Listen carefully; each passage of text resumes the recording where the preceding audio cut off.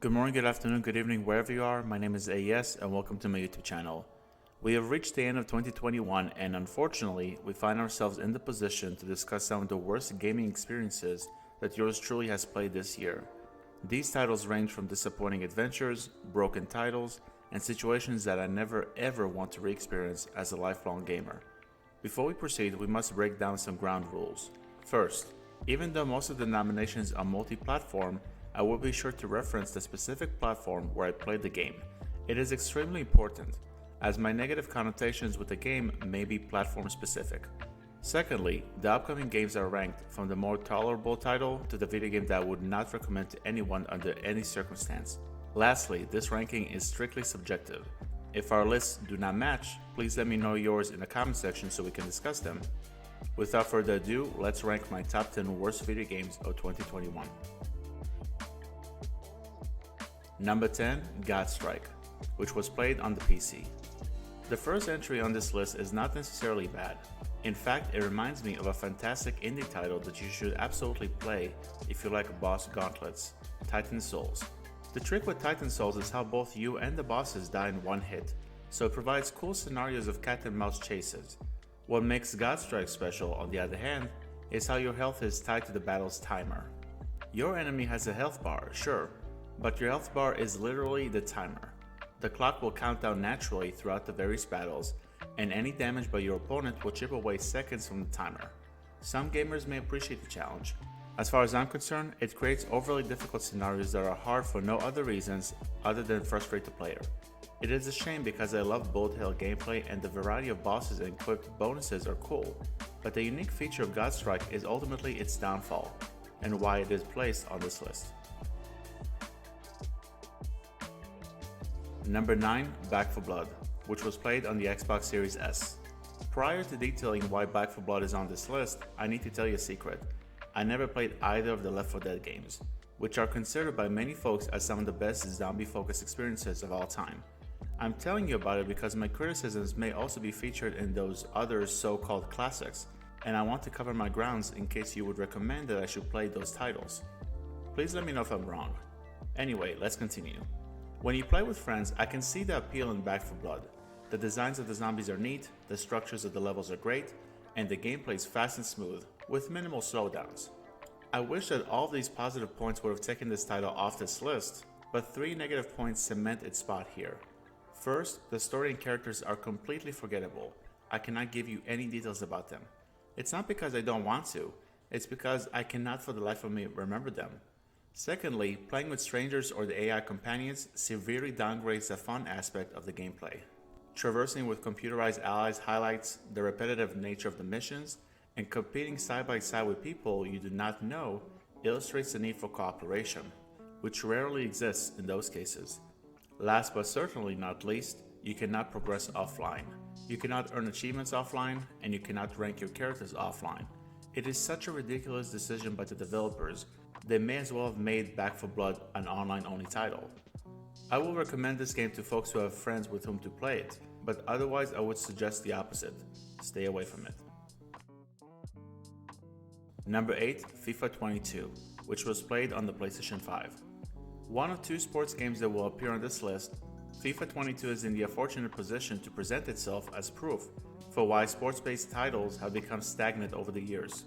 Moreover, it is evidence to a practice that EA, the publishers, have abided by for years, and the consumer base has started to catch on. This particular practice is the process of taking out features and bringing them back years later, while pretending it is something revolutionary. It's not. It's shady. Apologies for getting carried away. Let's get back on track. FIFA 22 is not terrible per se. The characters are nicely detailed, there's a great difficulty balance to welcome new and experienced players, and there's a really cool introduction to the story mode. It is here though where the praise ends. Outside of a few pop-in textures during the career mode, there are 2 issues that I have with FIFA 22. On one hand, there is no offline version for Volta Football, which seems to have brought back the incredible FIFA Street experience from back in the day. EA, why is that? I don't understand, and I was saddened to learn that I cannot play it offline. On the other hand, there is a disappointing number of skill-based games to introduce novice players to the ins and outs of the gameplay mechanics. FIFA has been around since the 1990s. It is 2021. The list of skill-based games here should have been a lot more varied and more extensive. It must be remedied in FIFA 23. As of now though, FIFA 22 is not the game that will bring back players who were against one of EA's flagship sports titles for the past several years. Number 7, Werewolf the Apocalypse, which was played on the PlayStation 5. If you have watched my videos in the past 2 or 3 months, you already know that I do not particularly like Werewolf the Apocalypse. It is not only a letdown on several fronts, but it is the starting point of this list where the games could be considered as bad for one or more reasons. As a fan of storytelling in video games, I was disheartened to find the lack of polish in Werewolf the Apocalypse's narrative. It has some plot holes, but the worst part is the main protagonist. He's poorly characterized and, with all due respect to the actor, voiced in a way that does not really help the character's case. Other aspects that contribute to the title's placement here is the terrible textures in certain levels and the forced crouching when you play in a human form and must bypass some guards. It makes sense why the hero would be crouched in stealth sections, but being forced to do so was annoying. Werewolf the Apocalypse does have decent music, sweet boss fights, and a few interesting revelations in its lore, but I do not think that I will remember this game after I eventually earn the Platinum Trophy. Number 6, Crash Bandicoot on the Run. I typically do not like to include mobile games because it is clear from the start that they will not be in the same league as most titles that can be found on the PC, consoles, or non-phone handhelds. However, this year I decided to include Crash Bandicoot on the Run because it features a character from my favorite PlayStation 1 video game, Crash Bandicoot. Crash Bandicoot 3 Warped was such a treat back in the day. The goofy characters, the consistently fun platforming sections, and the music are iconic, which may be the reason why we have received a remaster of the original trilogy and a 4th mainline entry since the old days. In comparison, Crash Bandicoot on the Run is a cheap attention seeker for folks like me who love Crash Bandicoot and were fooled to experience the typical running game. If you do not know what a running game is, it consists of gameplay where your character endlessly runs and you must use your fingers to swipe right or left to steer him in the right direction. I will give credit where credit is due. It is a free title, the music pays tribute to the franchise, and the visuals are thoroughly slick. Nevertheless, it suffers from the same problems that plague any other running game: repetition, required grinding at some points, and lack of any challenge. If it did not feature Crash Bandicoot on the Run would not even be on this list. It does though, so I have to call it out. Number 5, Madden NFL 22, which was played on the PlayStation 5. The second sports game on my list, Madden NFL 22 made me angry. The nice gameplay touches, the great visuals, and the consistent frame rate did not make me feel better after realizing what are EA's true intentions with Madden NFL 22. It is a cash grab and nothing more than a glorified, overpriced roster update. In addition, there are no new modes, there are multiple glitches and bugs that take you out of the experience, and fans continue to look outdated to this day. I honestly do not want to talk about that anymore. I have a review on my channel, so if you would like more details, feel free to go there. Let's move on to the number 4 on the list. Number 4, Necromunda Hired Gun, which was played on the PlayStation 5. Oh boy, Necromunda Hired Gun. Some folks will say that my disappointment in this game stems from the fact that I'm not a fan of the Warhammer lore, and if you are one of them, you may be 100% right. Maybe I could not get behind this title's story and characters because I know jack about Warhammer. If this is truly the case, then my negative opinion on the narrative and the people you meet while experiencing it should be stated with an asterisk.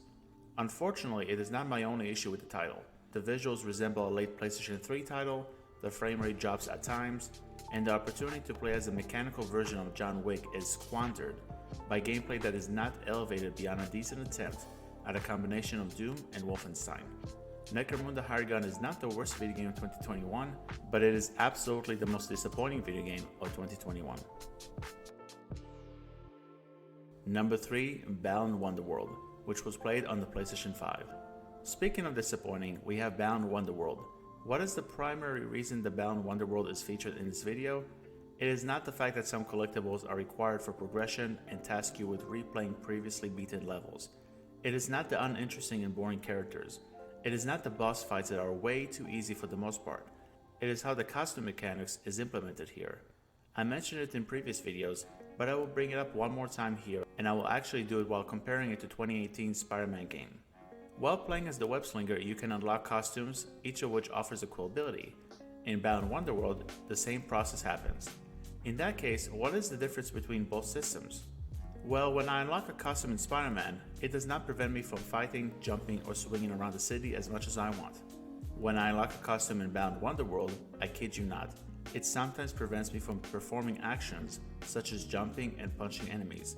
When I found out about it, I was honestly shocked because it is a title from Square Enix, and I thought to myself, there is no way that they would release a video game that often prevents me from jumping in a platforming experience. By the way, the power you get from each costume is performed with literally the same button on your controller outside of movement inputs, making any desired complexion non-existent. I pre-ordered Balan Wonderworld because I was hopeful. After playing it, I started to second guess my desire to pre-order games in the future. Number 2, Battlefield 2042, which was played on the PlayStation 5. I recently reviewed Halo Infinite, which I titled as my favorite first-person shooter experience in gaming for this year. Multiplayer experience in gaming for this year. Battlefield 2042 is the antithesis of it. It has incredible sound design per the franchise's standards, and the visuals are great.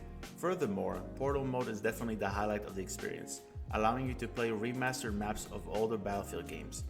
Ironically, it is the latter point which starts off my justification for placing Battlefield 2042 at the number 2 spot on this list. For a start, the best part of the game makes you question your decision to play this new title in the franchise instead of the older titles that 2042 partially remasters. Secondly, there is no single-player content. I'm fully aware that Battlefield is primarily played for its multiplayer component, but what are you going to do when the internet cuts off for a night, or better yet, when the servers eventually shut down? Enough said. Thirdly, there's an omission of core mechanics that is laughable and baffling at the same time.